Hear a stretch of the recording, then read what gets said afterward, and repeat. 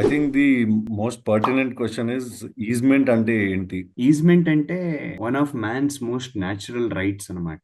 Right to movement is a fundamental right. Right to breathe fresh air is a fundamental rights. ఇవన్నీ మనిషికి పుట్టుతూనే వస్తుంది, ఎవరు right. ఇవ్వాల్సిన అవసరం లేదు. ఇప్పుడు యాక్ట్ కి వద్దాం. సో ఈజ్మెంట్ అనేది ఏంటంటే, ఈ పక్కనోడి పొలాల మీదకి మనం నడిచెళ్ళాలంటే మనకు కావాల్సిన హక్కులు ఏదైతే ఉంటాయో వాటిని ఈజ్మెంటరీ రైట్స్ అని అంటారు. సో లేదా అది ఆపడానికి లేదు. ఆపడానికి లేదు sir. That is my right given by the constitution. So let's say ఒక 2 ప్లాట్స్ ఉన్నాయి, దాని పక్కనే థర్డ్ ఉంది. మా ఫ్రెండ్స్ ముగ్గురు కొనుక్కున్నారు. So 1 acre bit, it is divided into 3 parts. One ఒక్కదానికే రోడ్ ఉంది, 2కి 3కి 1 నుంచే వెళ్ళాలి. వెళ్తే లెట్సే ఫస్ట్ రోడ్ 4 sides నేను బౌండరీ కట్టేశాను అనుకోండి, మరి 2, 3 ఓడు ఎట్లా వెళ్తారు? వెళ్ళలేరు కదా. అప్పుడు ఏం చేయాలి? వీటి పక్కా ఒక రోడ్ వదలాల్సిందేనా? రోడ్ వదలాల్సిందే, ఎందుకంటే నాకు ఈజ్మెంటరీ రైట్స్ ఉన్నాయి. ఇప్పుడు ఆ రోడ్ నా వదలాలంటే ఎంత ఫీట్ వదలాలి?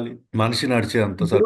మీరు ఏం కాంపౌండ్ వేసుకుంటారో దాన్ని కొంచెం రోడ్ కోసం ఎంత స్పేస్ కావాలో అంత స్పేస్ వదిలిపెట్టేసి మీరు కాంపౌండ్ కట్టుకోండి అని అంటుంది. మనిషి వెళ్ళేంత వదిలేస్తే సరిపోదా? లేదండి, ఇప్పుడు మీరు మాత్రం కార్ లో వెళ్తూ వస్తుంటారు విలానండి, but you are depriving the same rights to the వెనకున్న ఓకే. ఓనర్స్ కంటే ఒప్పుకోరు కదా. ఇంకోటి ఏంటంటే, ఇప్పుడు నేను ఆ రోడ్ యూజ్ చేసే మాత్రానికి నాకు మొత్తం టైటిల్ వచ్చేదండి ఆ ల్యాండ్ మీద. సో ఓనర్షిప్ రైట్ రాదు, జస్ట్ ఒక రైట్ టు వే ప్యాసేజ్. అంతే.